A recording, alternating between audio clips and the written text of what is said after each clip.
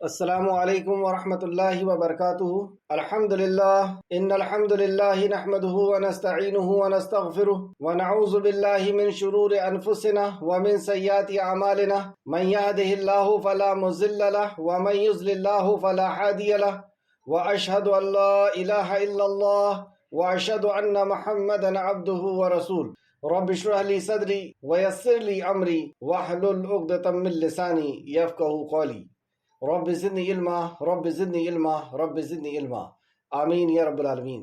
ہر قسم کی تعریف اور شکر اللہ رب العزت کے لیے لائق اور زیبا ہے، جو ساری کائنات کا ایک و تنہا خالق مالک مربی اور منتظم ہے۔ درود و سلام ہو انبیاء اکرام پر، خصوصاً نبی مکرم رحمت للعالمین امام الانبیاء محمد صلی اللہ علیہ وسلم پر اور آپ کے اصحاب پر۔ معزز سامعین اکرام، آج انشاءاللہ تعالی ہم سورہ بینہ پڑھیں گے۔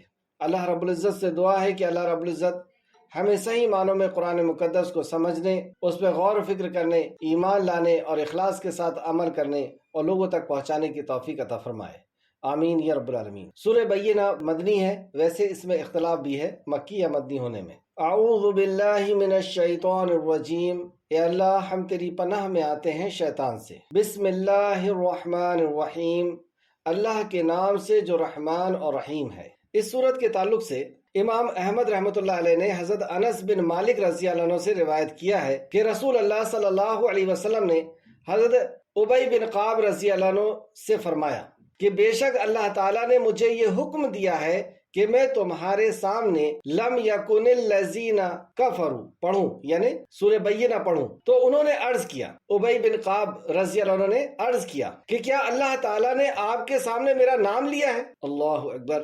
حدیث کو پھر سے دیکھیں، نبی کریم صلی اللہ علیہ وسلم نے حضرت ابی بن قعب رضی اللہ عنہ سے فرمایا کہ بے شک اللہ تعالیٰ نے مجھے یہ حکم دیا ہے کہ میں تمہارے سامنے، یعنی ابی بن قعب کے سامنے، تمہارے سامنے لم یکن الذین کفروا پڑھوں، یعنی سورہ بینہ پڑھوں۔ تو یہ بات جیسی ابی بن قعب رضی اللہ عنہ نے سنی تو وہ کہنے لگے کہ کیا اللہ تعالیٰ نے آپ کے سامنے میرا نام لیا ہے؟ تو آپ نے فرمایا ہاں۔ تو چنانچہ حضرت ابی بن قعب رضی اللہ عنہ رونے لگے، مطلب اس بات کی خوشی میں کہ اللہ رب العزت نے میرا نام لیا، وہ ساری کائنات کے خالق اور مالک نے میرا نام لیا اور آپ سے یہ کہا کہ آپ اسے یہ سورت سنائیں، یہ سورہ مبارکہ سنائیں۔ تو یہ امام بخاری اور مسلم دونوں نے روایت کیا ہے۔ بخاری شریف حدیث نمبر 3809 اور مسلم شریف حدیث نمبر 799، اور مسند احمد نے بھی اس کو روایت کیا، جلد نمبر 3 اور حدیث نمبر 130۔ بسم اللہ الرحمن الرحیم، اللہ کے نام سے جو رحمان اور رحیم ہے۔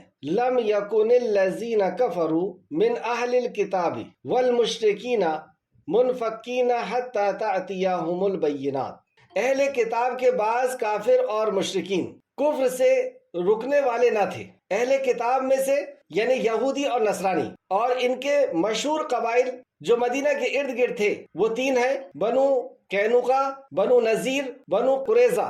تو ان کو خطاب کیا گیا کہ اہل کتاب کے بعض کافر، یعنی اہل کتاب میں سے تو ہیں ہی، لیکن انہوں نے اس پہ کفر کیا، یعنی عزیر علیہ السلام کو نعوذ باللہ استغفر اللہ اللہ کا بیٹا کہا، یہ بدترین شرک کیا۔ عیسائیوں نے عیسیٰ علیہ السلام کو کہا، یہ شرک کیا، تو اس لیے کہا گیا کہ انہوں نے کفر کیا۔ اور مشرکین، تو مشرکین جو مجسموں کی عبادت کرنے والے تھے خانہ کعبہ کے اندر رکھ کر کے، یا آگ کی عبادت کرنے والے تھے، یا کسی بھی مخلوق کی عبادت کرنے والے تھے، تو یہ سب مشرکین کو بھی اللہ نے خطاب کیا۔ یہ رکنے والے نہ تھے، یعنی یہ برائیوں سے رکنے والے نہ تھے، وقت کے ساتھ ان کا کفر اور شرک بڑھتا چلا جا رہا تھا۔ تو یہ کسی حالت میں رک نہیں رہے تھے، بلکہ ان کا شرک اور کفر وقت کے ساتھ ساتھ بڑھ رہا تھا۔ منفقین حتی تأتیہم البینات، یہاں تک کہ ان کے پاس واضح دلیل آ گئی، بینات آ گئی۔ بینہ کہتے ہیں دلیل کو، یعنی یہ دین دلیل ہے کہ اہل کتاب اور مشرکین اپنے روش میں کسی حالت میں کم نہیں ہو رہے تھے، ان کا شرک اور کفر بڑھتا چلا جا رہا تھا، یہاں تک کہ ان کے پاس دلیل آ گئی۔ تو دلیل آ گئی تو کیا ہونا چاہیے تھا کہ وہ دلیل کی طرف لوٹ آتے، لیکن اس کے باوجود بھی چند وجوہات کی وجہ سے، اور وہ وجہ کیا ہے اس کو ہم سمجھیں گے اور اپنا محاسبہ کریں گے کہ ہم بھی ابھی دلیل پہ اور دین پر ہیں یا نہیں ہیں۔ تو اللہ نے فرمایا منفقین حتی تأتیہم البینات، یہاں تک کہ ان کے پاس واضح دلیل آ گئی۔ اب یہ دلیل کیا ہے؟ دلیل کسے کہیں گے؟ آیت نمبر 2 میں اللہ فرمایا رسول من اللہ، رسول جو پاکیزہ صحیفے پڑھیں، یہ ہے دلیل۔ رسول اور اللہ رب العزت کی طرف سے جو صحیفے آئے ہیں وہ، یہ ہے دلیل۔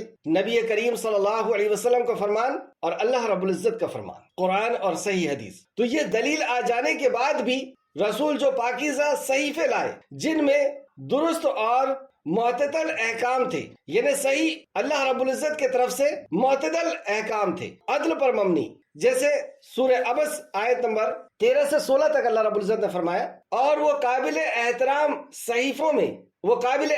صحیفوں میں ہیں جو بلند کیے ہوئے ہیں، پاک کیے ہوئے ہیں، ایسے لکھنے والے کے ہاتھ میں ہیں جو معزز اور نیکوکار ہیں۔ تو یہ صحیفے ان کے پاس آ گئے، اس کے باوجود بھی انہوں نے، یعنی رسول اللہ صلی اللہ علیہ وسلم ان یہودی اور نصرانیوں کے بیچ میں اور مشرکین کے بیچ میں آ گئے۔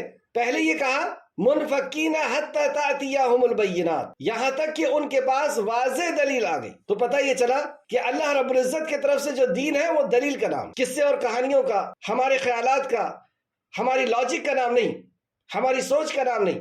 اور دلیل کیا ہے؟ آیت نمبر 2 کے اندر اللہ رب العزت نے فرمایا رسول من اللہ یتلو صحفا مطہرات، کہ رسول جو پاکیزہ صحیفے پڑھتے ہیں، یعنی پڑھ کر کے سناتے ہیں، جیسے اللہ نے دوسری جگہ فرمایا کہ یا رسول آپ اسے یاد کرنے میں جلدی نہ کریں، اس کا یاد کرانا اور اس کو لوگوں تک پہنچوا دینا، یعنی ایکسپلین کروا دینا، تفسیر کر دینا، یہ ہمارے ذمہ ہے۔ اور وہ صحیفے یا وہ شریعت کیسی شریعت ہے؟ آیت نمبر 3 کے اندر فرمایا جس میں درست اور معتدل احکام ہیں، عدل پر مبنی احکام ہیں، اور بہتر، اور اس سے بہتر احکام اور کیا ہو سکتا ہے؟ جس رب نے ہمیں بنایا ہے وہ ہمیں ہمارے زندگی جینے کا طریقہ بتائے، اس کے علاوہ کون ہمیں زندگی جینے کا طریقہ بتا سکتا ہے؟ جس نے ہمیں بنایا ہے وہی بتا سکتا ہے کہ تمہارے لیے حلال کیا ہے، حرام کیا ہے، کیا پینا چاہیے، کیا نہیں پینا چاہیے، کیا کھانا چاہیے، کیا نہیں کھانا چاہیے، کس کے کیا حقوق ہیں، کس طرح اس دنیا کے اندر رہنا ہے۔ تو یہ دلیل کے ساتھ ہوگا۔ آیت نمبر 4 وَمَا تَفَرَّقَ الَّذِينَ أُوتُوا الْكِتَابَ إِلَّا مِن بَعْدِ مَا جَاءَتْهُمُ الْبَيِّنَاتُ، اور جن لوگوں کو کتاب دی گئی تھی ان میں تفرقہ ان کے پاس واضح دلیل آ جانے کے بعد پڑا۔ پھر سے سمجھیں آیت کو، اور جن لوگوں کو کتاب دی گئی تھی، یہاں یہودی اور نصرانی مراد ہے، اور آج ہم مراد ہیں، کیونکہ جہاں پر بھی یہودی اور نصرانیوں کا ذکر ہوتا ہے تو ہمیں رسول اللہ صلی اللہ علیہ وسلم کی وہ حدیث یاد ہونا چاہیے کہ آپ نے فرمایا کہ پچھلی امت کے قدم بہ قدم تم پیچھے چلو گے، اگر وہ کسی کھو میں یعنی کسی گفا میں جائیں گے تو تم بھی اس گفا میں جاؤ گے، یعنی امت محمدیہ۔ صحابہ نے پوچھا یا رسول اللہ کیا اس سے مراد یہودی اور نصرانی ہے؟ آپ نے فرمایا پھر اور کون؟ صحیح حدیث۔ تو یہاں پر جو یہودی اور نصرانیوں نے کیا وہی اکثر مسلمان نے کیا، اور جن لوگوں کو کتاب دی گئی تھی ان میں فرقہ ان کے پاس واضح دلیل آ جانے کے بعد پڑا، مطلب ان کے پاس دلیل آ گئی تھی، یعنی رسول اللہ صلی اللہ علیہ وسلم اور قرآن مقدس آ گیا تھا، اس کے بعد انہوں نے اختلاف کیا، اس کے بعد یہ ٹکڑوں میں بٹے، اس کے بعد یہ کئی جماعتوں کے اندر بٹ گئے۔ تو یہودی اور نصرانی کے بٹنے کی وجہ کیا تھی؟ چند آیتوں کے ذریعے سے۔ پہلی آیت سورہ توبہ سورہ نمبر 9 آیت نمبر 31 اتخذوا احبارهم ورهبانهم اربابا من دون اللہ، تم نے اپنے عالموں اور درویشوں کو رب بنا لیا تھا۔ صحابی نے پوچھا تو رسول اللہ صلی اللہ علیہ وسلم نے اس کی تفسیر کی کہ کیا تم نے ان کے حلال کو حلال اور ان کے حرام کو حرام نہیں جان لیا تھا؟ یہی ان کو رب بنانا ہے۔ تو گویا کہ قرآن کے یعنی تورات اور انجیل کے حرام اور حلال کو چھوڑ کر کے، اس دلیل کو چھوڑ کر کے انہوں نے اس سے زیادہ ترجیح اپنے عالموں اور درویشوں کو دی۔ اس آیت کی روح سے انہوں نے شرک کیا، کیونکہ حلال و حرام کرنے کا حق صرف اور صرف اللہ رب العزت کو ہے۔ دوسرا سورہ بقرہ آیت نمبر 213 لوگ ایک ہی امت تھے، پھر اللہ نے نبی بھیجے خوشخبری دینے والے اور ڈر سنانے والے، اور ان کے ہمراہ حق کے ساتھ کتاب اتاری، یعنی نبی بھیجے جنہوں نے ان کو خوشخبری سنائی اور ڈر سنایا، اور ان کے حق کے ساتھ کتاب نازل فرمائی تاکہ وہ لوگوں کے درمیان ان کی باتوں کا فیصلہ کرے جن میں انہوں نے اختلاف کیا۔ تو اختلاف کا فیصلہ اللہ کی وحی کرتی ہے، اللہ کا کلام نبی کا فرمان کرتا ہے تاکہ ان کے بیچ میں اختلاف کا فیصلہ کیا جائے، اس لیے اللہ رب العزت نے وحی نازل فرمائی۔ اور آگے فرمایا اور اس میں اختلاف انہی لوگوں نے کیا جنہیں وہ دیے گئے تھے، مطلب جن کو اس کتاب کا حامل بنایا گیا تھا انہی نے اختلاف کیا، اس کے بعد کہ ان کے پاس واضح دلیل آ چکی، یعنی رب کا کلام نبی کا فرمان آ چکا، آپس کی ضد کی وجہ سے۔ کیوں کیا یہ؟ ضد کی وجہ سے، کہ یہ ہمارے یہودیوں میں سے نہیں ہے یا نصرانیوں میں سے نہیں ہے، اس لیے نصرانیوں نے انکار کر دیا، یہودی نے انکار کر دیا کہ یہودیوں میں سے نہیں ہے، اس لیے انہوں نے انکار کر دیا۔ ہم بھی کئی چیزوں کا انکار اس لیے کر دیتے ہیں کیونکہ ہماری خاندان میں یہ نہیں چلتا، ہمارے معاشرے میں یہ نہیں چلتا، ہمارے کسی عزیز اور اقارب نے ہمیں یہ چیز نہیں بتائی، یہ حدیث، اس لیے ہم نہیں مانیں گے۔ وہ ہمارے بہت خاص ہیں، ہمارے بزرگ ہیں، انہوں نے یہ نہیں بتایا، اس لیے ہم اس کو نہیں مانیں۔ تو یہ ضد اور ہٹ دھرمی کی وجہ سے انہوں نے ایسا کیا، جبکہ ان کے پاس حق آ گیا تھا، یعنی اللہ کا کلام اور نبی کا فرمان آ گیا، تو اس کے بعد یہ دیکھنے کی کیا ضرورت ہے کہ کون کہہ رہا ہے۔ ایک حدیث نبی مکرم نے فرمایا کون کہہ رہا ہے یہ مت دیکھو، کیا کہہ رہا ہے یہ دیکھو۔ سورہ شورى آیت نمبر 14، اور وہ جدا جدا نہیں ہوئے مگر اس کے بعد کہ ان کے پاس علم آ گیا، مطلب وہ الگ الگ ٹکڑوں میں، الگ الگ فرقوں میں نہیں بٹے، اس کے بعد کہ ان کے پاس علم آ گیا، یعنی علم آنے کے بعد بٹنے کی کوئی گنجائش نہیں ہوتی۔ جب اللہ کا کلام اور نبی کا فرمان آ گیا اور اس کے بعد مسلمان کہلانے کے بعد وہ الگ الگ ہو، یہ کیسے ہو سکتا ہے؟ تو اس آیت میں فرمایا اور وہ جدا جدا نہیں ہوئے مگر اس کے بعد کہ ان کے پاس علم آ گیا، آپس کی ضد کی وجہ سے، ضد کی وجہ سے۔ اور اگر وہ بات نہ ہوتی جو تیرے رب کے طرف سے ایک مقررہ وقت تک پہلے طے ہو چکی ہے تو ضرور ان کے درمیان فیصلہ کر دیا جاتا۔ اللہ اکبر، یعنی یہ ایسا عمل ہے، ایک وقت مقرر ہے اصل میں عذاب کا، پکڑ کا، ورنہ ان کے بیچ میں فیصلہ کر دیا جاتا، حق اور باطل کا فیصلہ کر دیا جاتا، یعنی عذاب کے مستحق ہو جاتی ہے۔ سورہ آل عمران آیت نمبر 105 میں اللہ فرماتا ہے، سورہ آل عمران آیت نمبر 105، اور تم ان لوگوں کی طرح نہ ہو جاؤ جو الگ الگ ہو گئے اور ان کے پاس واضح احکام آ جانے کے بعد انہوں نے ایک دوسرے سے اختلاف کیا۔ واضح احکام یعنی اللہ کا کلام ہے، نبی مکرم کی صحیح احادیث ہیں ہمارے پاس، اور تم ان لوگوں کی طرح نہ ہو جانا جو الگ الگ ہو گئے اور ان کے پاس واضح احکام آ جانے کے بعد انہوں نے ایک دوسرے سے اختلاف کیا، اور ان لوگوں کے لیے بہت بڑا عذاب ہے۔ سورہ نساء آیت نمبر 59، بات یہاں سے شروع ہوئی، یا ایھا الذین آمنوا، خطاب کیا گیا ایمان والوں، یا اے ایمان والوں، یا ایھا الذین آمنوا اطیعوا اللہ، اطاعت کرو اللہ کی، واطیعوا الرسول، اور اطاعت کرو رسول اللہ کی صلی اللہ علیہ وسلم، واولی الامر منکم، اور اولی الامر کی اطاعت کرو، صاحب اقتدار کی، یعنی جو بھی ہمارے اولی الامر ہیں، امیر ہیں، علماء ہیں۔ فَإِن تَنَازَعْتُمْ، اور اگر کسی معاملے میں تنازع ہو جائے، اختلاف ہو جائے، اختلاف کو یہ کر لے کہ صاحب یہ بات تو قرآن حدیث کے خلاف ہے، اس کی تفسیر میں اس کا جب شان نزول آپ دیکھیں گے تو بخاری شریف کی حدیث، وقت کم ہے ورنہ میں بتاتا آپ کو، اس میں آپ ضرور دیکھیں اس آیت کا شان نزول۔ تو اپنے اولی الامر کی اطاعت کریں، تو پتہ یہ چلا کہ اولی الامر یعنی امیر کی اطاعت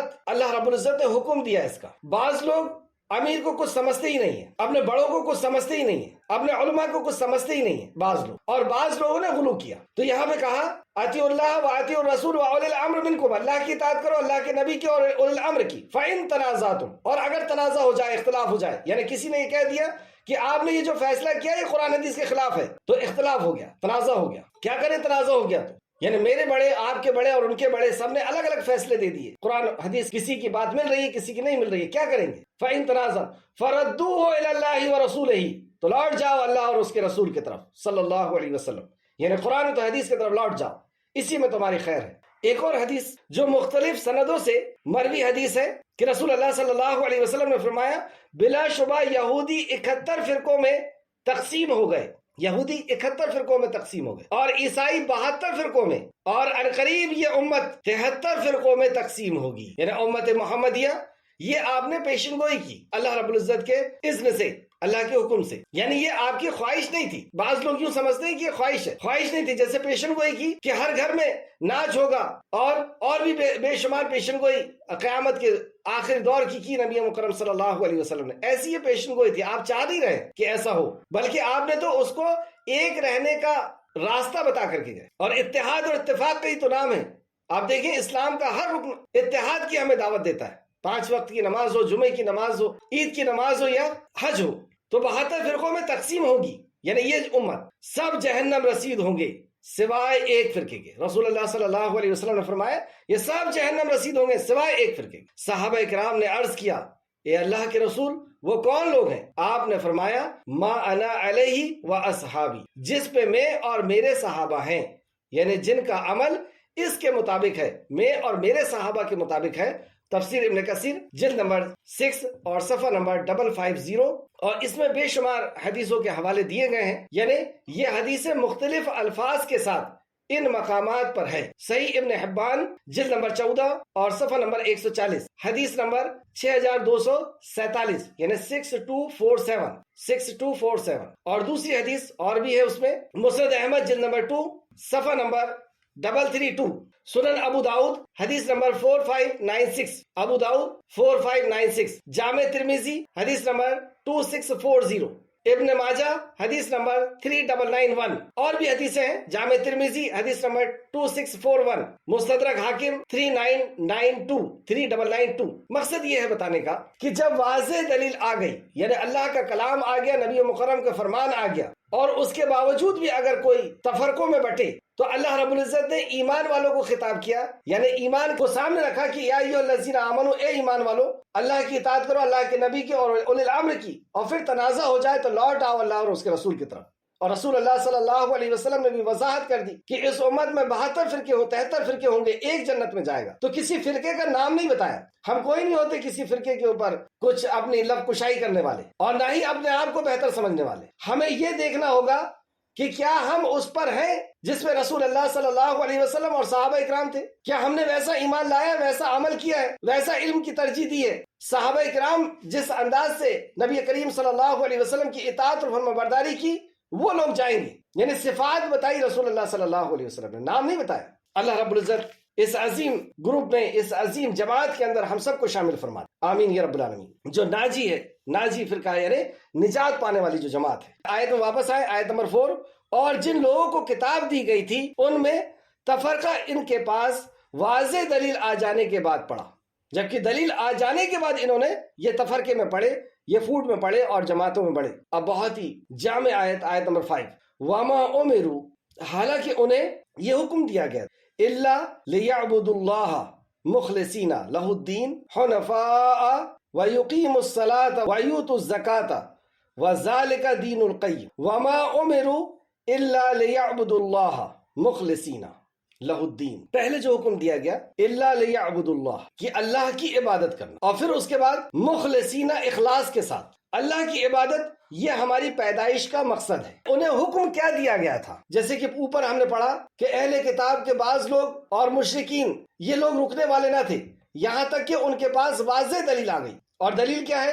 نبی کریم صلی اللہ علیہ وسلم اور قرآن آ گیا۔ آیت نمبر 3 میں فرمایا جن میں درست اور معتدل احکام تھے، اور جن لوگوں کو کتاب دی گئی تھی ان میں تفرقہ ان کے پاس واضح دلیل آ جانے کے بعد پڑا، جبکہ انہوں نے پہچان لیا تھا رسول اللہ صلی اللہ علیہ وسلم، وہ جان چکے تھے یہ توریت اور انجیل کے بعد والی یہ کتاب ہے، یہ قرآن۔ جیسے آج کا مسلمان اچھی طرح جانتا ہے کہ یہ اللہ کا کلام ہے، یہ بدلا نہیں جا سکتا، یہ رسول اللہ کی صحیح حدیث ہے، اسے بدل نہیں سکتے صلی اللہ علیہ وسلم۔ لیکن اس کے باوجود بھی ہر دھرمی کی وجہ سے، یا اپنی انا کی وجہ سے، یا دنیا کے فائدے کی وجہ سے، یا سرداری چلے جانے کی ڈر سے، کسی بھی وجہ سے انہوں نے اس حق کو قبول نہیں کیا، جبکہ ہونا تو یہ چاہیے تھا۔ تو کیا ہونا چاہیے تھا؟ کیا چاہتا ہے ہمارا رب ہم سے؟ وَمَا أُمِرُوا إِلَّا لِيَعْبُدُوا اللَّهَ مُخْلِصِينَ لَهُ الدِّينَ، سب سے پہلا حکم إِلَّا لِيَعْبُدُوا اللَّهَ، کہ اللہ کی عبادت کرتے، اور اللہ کی عبادت ہی ہماری پیدائش کا مقصد ہے۔ سورہ زاریات آیت نمبر 56 میں اللہ فرماتا ہے، سورہ زاریات آیت نمبر 56، وَمَا خَلَقْتُ الْجِنَّ وَالْإِنسَ إِلَّا لِيَعْبُدُونَ، کہ نہیں پیدا کیا ہم نے انس اور جن کو مگر اس لیے، یعنی انسان اور جنات کی پیدائش کا مقصد صرف یہ ہے کہ وہ اللہ کی عبادت کریں، یعنی اللہ کے غیر کا انکار، توحید اس کی پیدائش کا مقصد ہے۔ اور پھر اس کے بعد اللہ کے سارے احکام، نبی کریم صلی اللہ علیہ وسلم کے سارے فرمان، یہ سب عبادت ہے، لیکن کب؟ توحید کے بعد۔ امت ہونے کی حیثیت سے ہماری پیدائش کا مقصد، سورہ آل عمران آیت نمبر 110، کنتم خیر امت اخرجت للناس، تم بہترین امت ہو، تمہیں نکالا گیا ہے، تمہارا اخراج کیا گیا ہے۔ کیوں؟ کیا ہے اس امت کی پیدائش کا مقصد؟ کیوں نکالا گیا اس امت کو؟ تو کنتم خیر امت اخرجت للناس تأمرون بالمعروف وتنہون عن المنکر وتؤمنون باللہ، کہ تم معروف کا حکم دو، اور معروف اس وقت تک معروف نہیں ہو سکتا جب تک اس معروف میں توحید نہ ہو۔ کوئی بھی نیکی کا کام اگر اس کے اندر توحید نہیں تو وہ قابل قبول نہیں۔ آگے انشاءاللہ اس کی بھی دلیل دوں گا۔ انبیاء کے آنے کا مقصد، سورہ نحل آیت نمبر 36، سارے انبیاء کے آنے کا مقصد یہاں بتایا گیا۔ سورہ نحل آیت نمبر 36، وَلَقَدْ بَعَثْنَا فِي كُلِّ أُمَّةٍ رَسُولًا أَنِ اعْبُدُوا اللَّهَ وَاجْتَنِبُوا الطَّاغُوتَ، کہ اللہ نے ہر قوم میں، ہر گروہ میں، ہر جماعت، ہر امت میں ایک رسول بھیجا۔ کیوں؟ ان اعبدوا اللہ، کہ اللہ کی عبادت کی جائے، वस्तनिबु तागूत, और तागूत का इनकार हो। नबी रहमत सल्लल्लाहु अलैहि वसल्लम का मकसद भी बताया अल्लाह रब्बुल इज्जत ने सूरह यूसुफ आयत नंबर 108, सूरह यूसुफ आयत नंबर 108, कुल हादिही सबीली अदू इलल्लाह अला बसीरतिन अना व मन इत्तबअनी। आप सल्लल्लाहु अलैहि वसल्लम का भी और उम्मतियों का भी उनसे कह दीजिए कि मेरी राह यही है, मेरा रास्ता यही है, यानी मेरी सोच, मेरी फिक्र, मेरा मिशन यही है। अदू इलल्लाह, अल्लाह की तरफ बुलाऊं, अल्लाह की तरफ बुलाऊं यानी तौहीद, अल्लाह की वहदानियत की तरफ बुलाऊं, क्योंकि अल्लाह को तो सब जानते थे लेकिन अल्लाह की वहदानियत का इनकार, अल्लाह के एक होने का इनकार था, उसके हाजत रवा और मुश्किल कुशा होने का इनकार था। तो सिर्फ अल्लाह की इबादत।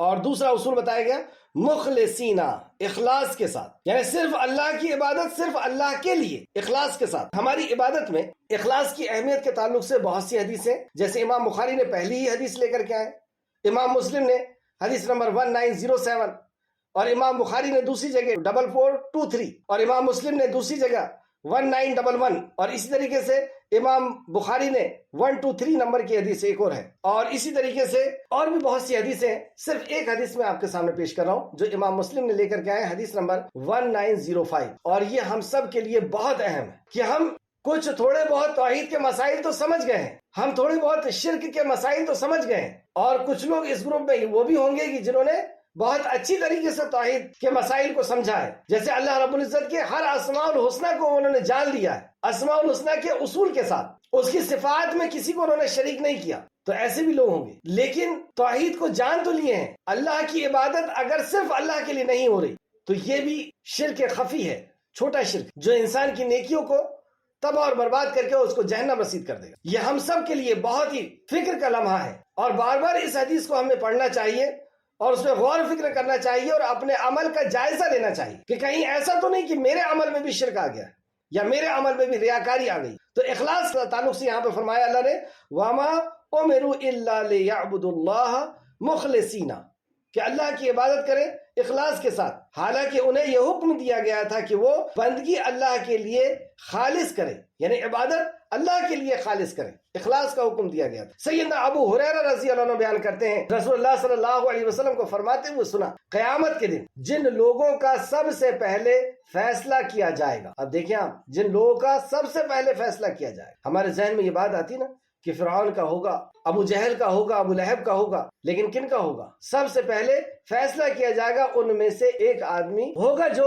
शहीद हो गया होगा, शहीद, बस उसे बारगाह इलाही में लाया जाएगा, पेश किया जाएगा, और अल्लाह ताला उसे अपनी नेमतें याद दिलाएगा, मतलब दुनिया में जो नेमतें अल्लाह ने अता की है वो याद दिलाएगा, तो वो उन्हें पहचान लेगा कि हाँ ये नेमतें मुझे अल्लाह ने दी थी। अल्लाह ताला फरमाएगा तो तूने उनके बदले में क्या अमल किया? वो अर्ज करेगा कि मैंने तेरी राह में जिहाद किया, यहाँ तक के शहीद हो गया। अल्लाह ताला फरमाएगा तूने झूठ कहा, तू तो इसलिए लड़ता था कि तुझे बहादुर कहा जाए, सो तुझे दुनिया में बहादुर कह दिया गया। फिर उसके बाबत हुक्म दिया जाएगा तो उसे मुंह के बल घसीट करके जहन्नम में डाल दिया जाए। दूसरा वो शख्स होगा जिसने दीन का इल्म हासिल किया और दूसरों को सिखाया, दीन का इल्म हासिल किया और दूसरों को सिखाया और कुरान पढ़ा, बस उसे पेश किया जाएगा, अल्लाह ताला उसको अपनी नेमतें याद दिलाएगा तो वो उन्हें पहचान लेगा। अब अल्लाह ताला उससे पूछेगा तूने उनके बदले में क्या अमल किया? जो नेमतें अल्लाह रब्बुल इज्जत ने अता की थी उनके बदले में क्या अमल किया?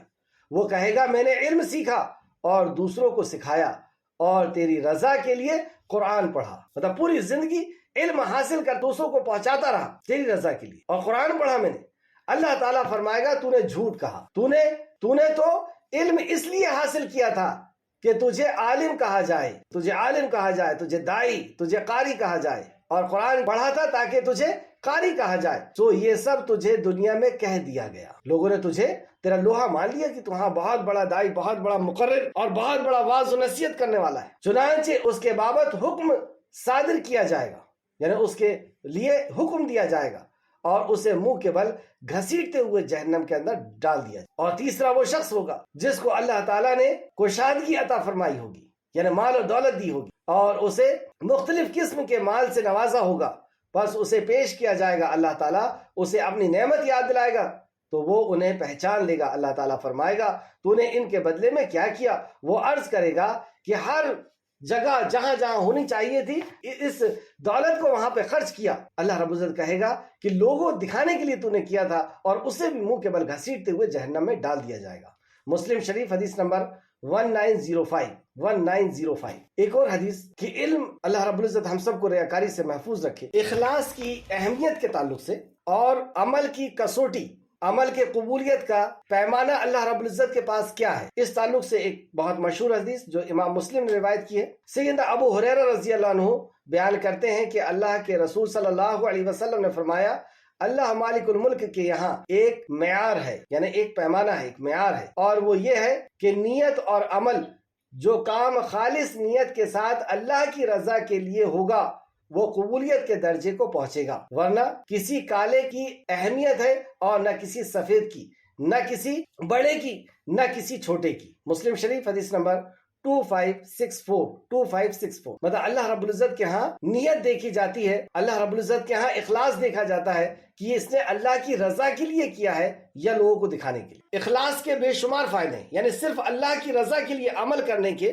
بے شمار فائدے ہیں، اس میں سے چند ایک آپ کی خدمت میں پیش کرنا چاہتا ہوں۔ دیکھیں، ہم سب کا کھلا ہوا دشمن ہے شیطان، اور یہ دشمنی کی خبر ہمیں اللہ رب العزت نے دی کہ تمہارا کھلا ہوا دشمن ہے، اور اس کے پاس کتنی چالیں ہیں، کس کس طریقے سے لوگوں کو گمراہ کرتا ہے، جس لیول کا انسان ہوتا ہے اس لیول پہ جا کر کے گمراہ کرتا ہے۔ تو اس شیطان سے کون بچ سکتا ہے؟ اس شیطان سے صرف اور صرف وہ بچ سکتا ہے جو مخلص ہے، جو صرف اللہ کی عبادت صرف اللہ کی رضا کے لیے کرتا ہے، یعنی جس کے اندر توحید ہے اور عبادت وہ صرف اللہ رب العزت کے لیے کرتا ہے۔ شیطان نے کہا کہ تیرے عزت اور جلال کی قسم، میں ان سب کو گمراہ کروں گا الا عبادک، تیرے مخلص بندوں کے سوا میں ان سب کو گمراہ کر دوں۔ سورہ صاد آیت نمبر 83، سورہ ہجر آیت نمبر 40 میں بھی اللہ نے یہی فرمایا کہ مخلص بندوں کو یہ شیطان گمراہ نہیں کر پائے گا۔ تو شیطان سے اگر اس کے بہکانے سے، اس کے تسلط سے اگر ہمیں بچنا ہے تو اخلاص یہ جو ہمیں اس سے بچا سکتا ہے۔ کسی نفسانی خواہشات کی بنا پر اگر کوئی گناہ کی طرف مائل ہوتا ہے تو اللہ رب العزت اسے بچا لیتا ہے اگر وہ مخلص ہے۔ سورہ یوسف آیت نمبر 24، ہم نے اسے برائی اور بے حیائی سے بچا لیا کیونکہ وہ ہمارے مخلص بندوں میں سے تھا۔ تو یوسف علیہ السلام کے تعلق سے اللہ رب العزت نے فرمایا کہ ہم نے اسے برائی سے اور بے حیائی سے بچا لیا کیونکہ وہ ہمارا مخلص بندہ۔ تو اخلاص کی ایک فائدہ کہ اللہ رب العزت گناہوں سے محفوظ رکھے گا، گناہوں سے بچائے گا، اور اس کے پہلے شیطان کے تسلط سے بچائے گا۔ مستجاب دعا ہونے کا ذریعہ بن سکتے ہیں، اگر ہمارے اندر اخلاص ہے تو ہماری دعائیں قبول ہوگی۔ اس تعلق سے امام مسلم نے ایک حدیث لے کر کے آئے، رسول اللہ صلی اللہ علیہ وسلم نے فرمایا کہ 3 لوگ سفر کر رہے تھے اور راستے میں کسی آندھی اور طوفان کی وجہ سے یا رکنے کی وجہ سے کسی غار یا گفا کے اندر وہ لوگ گئے، اور اوپر سے ایک پتھر بڑا سا آیا اور اس کے دہانے پر، یعنی اس کے منہ پر، اس گفا کے، اور وہ آ کر کے ٹک گیا۔ اب یہ تینوں کوشش کر رہے ہیں لیکن وہ ہلنے کو تیار نہیں۔ اب وہاں ان کی آواز بھی کہیں جا نہیں سکتی، اتنا بڑا پتھر سامنے آ کر کے اٹک گیا، اور یہ تینوں کی طاقت جواب دے گئی کہ اسے ہلا دے، اب سوائے موت کے اور کچھ نہیں۔ تو انہوں نے اپنے نیک عمل کا وسیلہ لیا، تینوں نے ایک جیسی ایک نے اپنے نیک عمل کا وسیلہ لیا کہ جو انہوں نے اخلاص کے ساتھ کیا تھا، تو وہ پتھر تھوڑا سا سرکا، لیکن اتنا نہیں سرکا تھا کہ وہ نکل سکتے۔ دوسرے نے دعا کی، پھر تھوڑا سرکا، پھر تیسرے نے دعا کی، پھر اتنا سرکا کہ وہ نکل گئے۔ تو انہوں نے کیا، اے اللہ، اگر میں نے یہ کام خالص تیری رضا کے لیے کیا ہے تو اس مصیبت سے ہمیں چھٹکارا دلا دے۔ یعنی انہوں نے اپنے ایک نیک عمل کو یاد کیا، اے اللہ اگر میں نے یہ عمل تیری رضا کے لیے کیا تو اسے ہٹا دے۔ ایسی تینوں نے اپنے اپنے نیک عمل کو یاد کیا اور اس کا وسیلہ لیا، اور اللہ رب العزت نے اسے دور کر دیا۔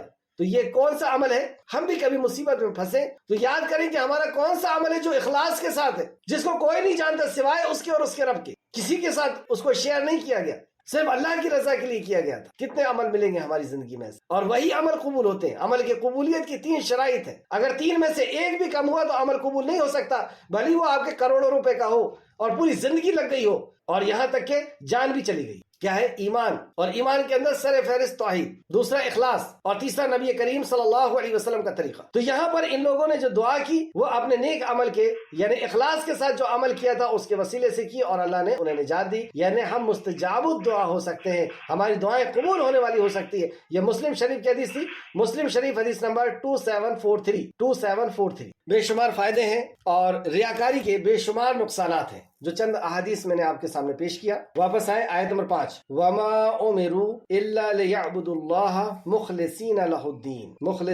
لَهُ الدِّينَ حُنَفَاءَ، یکسو ہو کر اس کی عبادت کریں، یعنی حالانکہ انہیں یہ حکم دیا گیا تھا کہ وہ بندگی اللہ کے لیے خالص کریں، یعنی صرف اللہ کی عبادت اور اللہ کے لیے خالص عبادت کریں، ہر عمل صرف اللہ کی رضا کے لیے کریں، یکسو ہو کر کے۔ یکسو حنیف کہتے ہیں، حنفا یہ حنیف کی جمع ہے، یعنی دین کو خالص کر کے، اور دین زندگی گزارنے کا طریقہ، اب وہ کاروبار کا ہو، رشتہ داری کا ہو، نکاح کا ہو، میت کا ہو، تو زندگی گزارنے کا سارا طریقہ یہ سارے ادیان سے ہٹ کر کے، یہ سارے رسم و رواج سے ہٹ کر کے، اور وہ ایک سو ہو جائے، تو یکسو ہو کر کے اس کی عبادت کرے، اور وہ نماز قائم کرے اور زکوٰۃ۔ اب دیکھیں اب نماز اور زکوٰۃ آ رہی، اور ہم یوں سمجھتے ہیں کہ نماز پڑھ لیے بس ہم سیدھے جنت میں جانے والے۔ نماز کے پہلے اللہ رب العزت نے جو اصل عمل تھے ایمانیات کے، کہ اللہ رب العزت کی عبادت ہو، اخلاص کے ساتھ ہو، اور اپنے دین کو خالص کر لے، زندگی گزارنے کے اور زندگی کے ہر شعبے کے اندر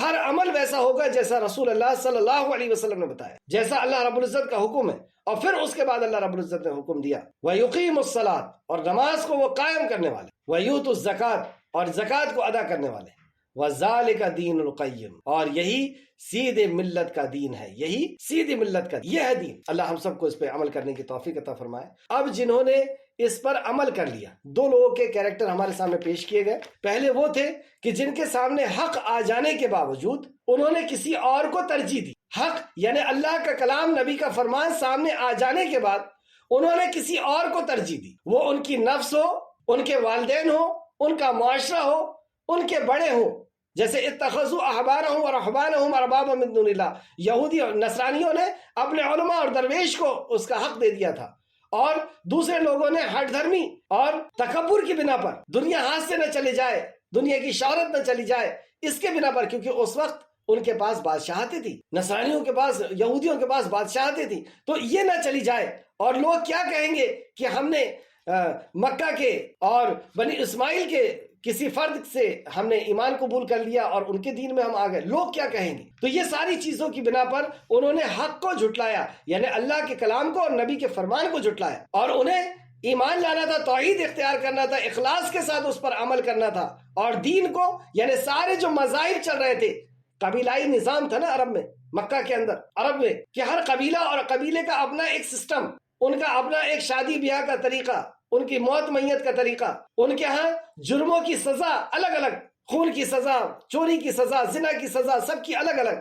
تو یہ جو قبیلائی نظام تھا، اس کو کہا کہ دین حنیف میں آ جاؤ، کہ سارے ادیان کو چھوڑ کر کے جو اللہ رب العزت نے نازل کیا اس میں آ جاؤ، اور پھر یقیم الصلاۃ و آت الزکاۃ، اور نماز قائم کرو اور زکوٰۃ ادا کرو۔ تو یہ جنہوں نے نہیں کیا اور جنہوں نے کیا، یہ دو کیریکٹر ہمارے سامنے آئے، کہ کچھ لوگ تھے جنہوں نے انکار کیا، کچھ لوگ تھے جنہوں نے اقرار کیا۔ تو جنہوں نے انکار کیا ان کے تعلق سے یہ دو آیتیں، آیت نمبر 6، ان الذین کفروا من اہل الکتاب، بے شک اہل کتاب میں سے جن لوگوں نے کفر کیا، والمشرکین، اور مشرکین، اہل کتاب میں سے جنہوں نے کفر کیا، یعنی توحید کا انکار کیا، اخلاص کا انکار کیا، اس دین جو آسمانی تھا اس کا انکار کیا، اور مشرکین، اور جنہوں نے شرک کیا، یہ ان کا الگ سے ذکر چل رہا ہے شروع سے، وہ اس میں ہمیشہ رہیں گے۔ سورہ نساء آیت نمبر 48 میں بھی اللہ رب العزت نے فرمایا، بے شک اللہ نہیں بخشے گا کہ اس کے ساتھ شرک کیا جائے، اور وہ اس کے علاوہ جسے چاہے گا بخش دے۔ یعنی شرک کی حالت میں اگر کسی کا انتقال ہو گیا، اس نے توبہ نہیں کی، اور اگر وہ توبہ کر لیتا ہے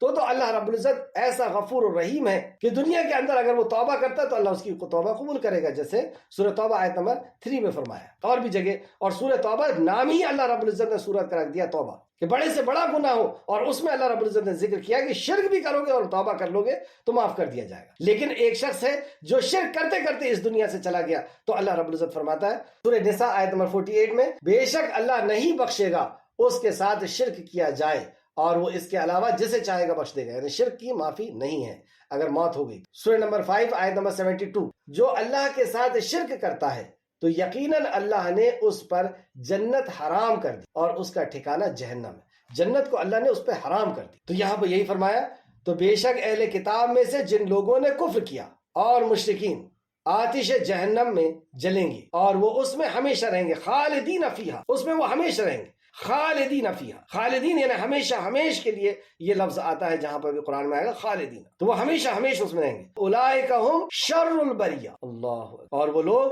مخلوق میں بدترین مخلوق ہے۔ ہم کیا سوچتے ہیں کہ اللہ کے نزدیک بدترین مخلوق کون سی ہونا چاہیے؟ مخلوق تو سبھی ہے، سورج، چاند، زمین، آسمان، انسان، جانور، پیڑ پودے، اور جانوروں میں بھی وہ جیسے کتے ہیں، خنزیر ہے، اور گندگی میں رینگنے والا کیڑا ہے، گٹر میں رینگنے والا کیڑا ہے. لیکن اللہ رب العزت کے نزدیک میں بدترین مخلوق کون ہے؟ ہمارے نزدیک تو یہی ہوں گے بدترین، لیکن یہ ساری مخلوق میں اللہ رب العزت کے نزدیک اولئک هم شر البریہ، یہ ہے شر البریہ. کون؟ جنہوں نے کفر کیا، جنہوں نے شرک کیا. پھر سے دیکھیں آیت، بے شک اہل کتاب میں سے جن لوگوں نے کفر کیا اور مشرکین آتش جہنم میں جلیں گے، وہ اس میں ہمیشہ رہیں گے، اور وہی لوگ مخلوق میں بدترین مخلوق، اللہ کے نزدیک سب سے بدترین مخلوق. اور آیت نمبر 7، ان الذین آمنوا وعملوا الصالحات اولئک هم خیر البریہ. بے شک جو لوگ ایمان لائے، اور ایمان ہم اچھی طرح جانتے ہیں کہ ایمان یعنی آستہ، یقین، وشواس کس پر؟ اللہ رب العزت کی وحدانیت پر، اللہ کے فرشتوں پر کہ اللہ کے حکم کے مطابق وہ عمل کرتے ہیں، آسمانی کتابوں پر بھی کہ کتاب اللہ رب العزت کی طرف سے نازل ہوئی ہے، اس کا ایک ایک حکم، ایک ایک احکام، ایک ایک اس کے اندر نصیحتیں اور وصیتیں، ایک ایک اوامر اور نواہی اللہ رب العزت کی طرف سے آئی ہے. اب یہ اس پر ہمیں عمل کرنا ہے، بھلی ہماری زندگی چلی جائے، بھلی ہماری عزت چلی جائے، دولت چلی جائے، جان چلی جائے، لیکن یہ اللہ کا کلام ہے، مجھے اس پر عمل کر. یہ ہے ایمان، نبی کے اوپر ایمان کہ محمد رسول اللہ صلی اللہ علیہ وسلم اللہ کے رسول ہیں. آپ نے جو بتایا ہے، جو زندگی جینے کا طریقہ، وہی اللہ رب العزت کے نزدیک محبوب اور پسندیدہ ہے. اور پھر آخرت پر یقین، اچھی بری تقدیر پر یقین، یہ ہے ایمان کی بنیاد. تو ان الذین آمنوا، وہ لوگ جنہوں نے ایمان لائے، وعملوا الصالحات، اور عمل صالح کیا. ایسا نہیں کہ صرف منہ سے ہی کہہ دیا ہم نے ایمان لائے، عمل صالح کیا. اور عمل صالح اس وقت تک عمل صالح نہیں ہوتا جب تک اس کے اندر اخلاص نہ ہو اور نبی کریم صلی اللہ علیہ وسلم کا طریقہ نہ ہو. تو ایمان کی موجودگی میں اخلاص کے ساتھ کیا ہوا عمل، رسول اللہ صلی اللہ علیہ وسلم کے بتائے ہوئے طریقے پہ کیا ہوا عمل، یہ ہوتا ہے عمل صالح. تو ان الذین آمنوا وعملوا الصالحات اولئک هم الخیر البریہ. تو یہ لوگ بہترین مخلوق ہیں. تو بے شک جو لوگ ایمان لائے اور انہوں نے نیک عمل کیا، وہی لوگ مخلوق میں بہترین مخلوق. اب بتائیں بہترین مخلوق، فرشتے بھی تو اللہ کی مخلوق ہیں، اور یہاں کہا جا رہا ہے کہ بہترین مخلوق ہیں. تو آپ دیکھیں جب جنتی جنت میں جائیں گے تو فرشتے ان کا استقبال کریں گے، انہیں بتائیں گے کہ ہاں یہ بہترین مخلوق جو عمل کی جنہیں آزادی دی گئی، اور انہوں نے اس دنیا کے اندر اللہ کے مطابق زندگی جی کر، اللہ رب العزت کے حکم کے مطابق یہ زندگی جی کر. تو یہ لوگ اللہ کے نزدیک بہترین مخلوق. اللہ رب العزت ہمیں بھی ایسے لوگوں میں شامل فرما دے کہ جو صحیح ایمان اور عمل صالح کرنے والے ہیں. اے خالق مالک ہمیں بھی ایسے لوگوں میں شامل فرما دے، آمین یا رب العالمین. اب یہ بہترین کے ساتھ ساتھ ان کے لیے کیا انعام ہے؟ آیت نمبر 8، جزاؤہم، ان کے لیے جزا ہے ان کے رب کے پاس، جنات ہے ان کے پاس، ایسی جنتیں ہیں جن کے نیچے سے نہریں بہتی ہوں گی، اور یہ اس میں کب تک رہیں گے؟ خالدین فیہا ابدا، یہ اس میں ہمیشہ اس کے اندر رہنے والے. رضی اللہ عنہم ورضوا عنہ، اللہ ان سے راضی ہو گیا اور یہ اللہ سے راضی ہو گیا. یہ ہم صحابہ اکرام کے لیے پڑھتے تھے، لیکن یہاں پہ یہ پتہ چلا کہ اگر کسی نے ایمان اور عمل صالح کر لیا، جیسا اس کا حق ہے ایمان لانے کا اور عمل صالح کرنے کا، تو یہ خیر البریہ بھی ہے، اور اللہ اسے انعام عطا فرمائے گا جنت کا، اور وہ جنت جس کے نیچے نہریں بہتی ہوں گی، اور اس میں اللہ رب العزت ان کو ہمیشہ رکھے گا. اور اللہ پھر آخری میں ایک اور ندا لگائے گا کہ اللہ تم سے راضی ہو گیا. اب اللہ تم سے کبھی ناراض نہیں ہوگا، اب تمہیں جنت سے کبھی نکلنا نہیں ہوگا، جو حدیث کا مفہوم ہے. تو اللہ فرمایا ان کی جزا ان کے رب کے ہاں ہمیشہ رہنے والے باغات ہیں جن کے نیچے نہریں بہتی ہیں، وہ ان میں ہمیشہ رہیں گے ابد تک. اللہ ان سے راضی ہوا اور وہ اللہ سے راضی ہوئے. رضی اللہ عنہم ورضوا عنہ، یہ اس لیے ملتا ہے، یہ اس لیے ملا جو اپنے رب سے ڈر گیا. یہ اس سے ملا، یہ اس کو ملتا ہے جو اپنے رب سے ڈر گیا. آخر میں یہ بھی بہت اہم بات، ذالک من خشی ربہ، یہ اس کو ملتا ہے جو اپنے رب سے ڈر گیا. جو اپنے رب سے ڈر گیا وہ ایمان میں بھی آتا ہے اور عمل صالح بھی کرتا، اسے ہدایت بھی عطا ہو. رب سے کیسے ڈرے؟ یہ خشیت کیسے آئی؟ یہ آتی ہے خشیت علم کے ساتھ آتی ہے، اللہ کے کلام کے، نبی کے فرمان کے علم کے ساتھ یاد. کیا دلیل اس بات کی؟ اور پہلے تو اس کی اہمیت کو سمجھیں. ہم یہاں پر اچھے لوگوں کا بیان کیا گیا اور برے لوگوں کے تعلق سے بتایا گیا. شروع میں برے لوگوں کے تعلق سے ہی بتایا کہ اہل کتاب کے بعض کافر اور مشرکین رکنے والے نہ تھے، مطلب وہ کفر اور شرک کے اندر خوب بڑھتے چلے جا رہے تھے، یہاں تک کہ ان کے بیچ میں رسول آ گئے، بینات آ گئی، واضح دلیل آ گئی. واضح دلیل کیا تھی؟ اللہ کے نبی اور قرآن آ گیا، صحیفہ آ گیا. اور جس کے اندر واضح احکامات تھے، لیکن اس کے باوجود بھی انہوں نے اپنی ہٹ دھرمی کی وجہ سے، حق کو جان لینے کی وجہ سے، مان لینے کی وجہ سے، سمجھ لینے کے بعد بھی اس کا انکار کیا، ہٹ دھرمی کی وجہ سے، ضد کی وجہ سے، دنیا کی انا اور دنیا کے حاصل کرنے کی وجہ سے۔ حالانکہ انہیں ہونا یہ چاہیے تھا کہ وہ ایمان لاتے، یعنی توحید کو اختیار کرتے اور اخلاص کے ساتھ عمل کرتے اور دین کو حنیف ہو جاتے، یعنی سارے ادیان سے ہٹ کر کے، کٹ کر کے ایک اللہ کے ہو جاتے اور نماز قائم کرتے، زکوٰۃ ادا کرتے۔ یہی اللہ نے فرمایا ذالک دین القیم، یہی سیدھے ملت کا دین ہے۔ تو ان لوگوں نے اس کا انکار کیا، تو اللہ رب العزت نے اس کے تعلق سے فرمایا جس نے کفر کیا وہ اہل کتاب میں سے ہو، والمشرکین اور مشرک میں سے ہو، فی نار جہنم، وہ جہنم میں جائیں گے، خالدین فیہا، ہمیشہ ہمیشہ اس کے اندر رہیں گے، اولئک هم شر البریہ، اور یہ مخلوق میں بدترین مخلوق۔ لیکن جن لوگوں نے ایمان لائے اور عمل صالح کیا، اولئک هم خیر البریہ، وہ بہترین مخلوق ہے، اور ان کے لیے اللہ رب العزت نے جنت تیار کی ہے جس کے نیچے نہریں بہتی ہیں، جس میں وہ ہمیشہ ہمیشہ رہیں گے، اور اللہ رب العزت ان سے راضی ہونے کا اعلان فرما دے گا، جنت میں راضی ہونے کا ان کا اعلان فرما دے گا۔ یہ سب کیوں ہوا؟ کیوں ان لوگوں نے انکار کر دیا اور کیوں ان لوگوں نے اقرار کر لیا؟ کیسے یہ توحید میں آ گئے؟ کیسے اخلاص مل گیا ان کو؟ کیسے یہ دین سے، سارے مذاہب سے کٹ کر کے، سارے زندگی گزارنے کے طریقوں سے کٹ کر کے اسلام کے اوپر آ گئے؟ کیسے انہوں نے نماز قائم کر لیا؟ کیسے یہ زکوٰۃ دینے والے ہو؟ کیسے انہوں نے ایمان لے آیا، عمل صالح کر لیا؟ آخر میں اللہ رب العزت نے فرمایا اس سورہ مبارک کی آیت نمبر 8 کے اندر، ذالک لمن خشی ربہ، یہ اس کو ملتا ہے جو اپنے رب سے ڈر گیا، خشیت رکھ۔ اور میں نے یہ کہا کہ خشیت علم کے ساتھ آتی ہے۔ کیا دلیل ہے اس بات کی کہ علم کے ساتھ خشیت آ جائے گی، یعنی قرآن و حدیث کے علم کے ساتھ خشیت آ جائے گی؟ اس کی دلیل سورہ فاطر آیت نمبر 28، سورہ فاطر آیت نمبر 28، انما یخشی اللہ من عبادہ العلماء، کہ بے شک اللہ کے بندوں میں سے اللہ کی خشیت وہ رکھتے ہیں جو علم رکھنے والے، اور کیوں نہ ہو، جو اللہ رب العزت کو جان لے گا کہ وہ کیسا رحمان ہے، کیسا رحیم ہے، کیسا غفور ہے، کیسا کریم ہے، کیسا وہی رزاق ہے، وہی رحمان ہے، اس کے علاوہ کوئی رحم نہیں کر سکتا، وہی اولاد کا دینے والا، اس کے علاوہ کوئی اولاد نہیں دے سکتا، وہی رزق کا دینے والا، وتعز من تشاء وتذل من تشاء، وہی عزت اور ذلت کا مالک ہے، کوئی اور نہیں دے سکتا، اور وہ اگر پکڑ لے تو پوری دنیا مل کر کے نہیں چھڑا سکتی، اور وہ اگر چھوڑ دے تو پوری دنیا مل کر کے سزا نہیں دے سکتی۔ جب بندہ اللہ رب العزت کو جان لے گا تو کیسے نہیں خشیت آئے گی اس کا؟ کیسے نہیں وہ اللہ رب العزت کا ایمان لانے والا اور ڈرنے والا ہو؟ تو علم کے پیچھے ہی ایمان بھی آتا ہے، اور علم کے ساتھ ہی خشیت بھی اللہ رب العزت کی آتی ہے۔ سورہ فاطر آیت نمبر 28۔ تو اللہ رب العزت سے دعا ہے کہ اللہ رب العزت ہمیں قرآن و حدیث کا علم سیکھنے کی، ہمیں اپنے دین کا علم سیکھنے کی ہمیں توفیق و رفیق عطا فرمائے، صحیح معنوں میں ہمیں علم سیکھنا، اس میں ایمان لانے اور عمل کرنے کی توفیق عطا فرمائے، آمین یا رب العالمین۔ السلام علیکم ورحمۃ اللہ وبرکاتہ۔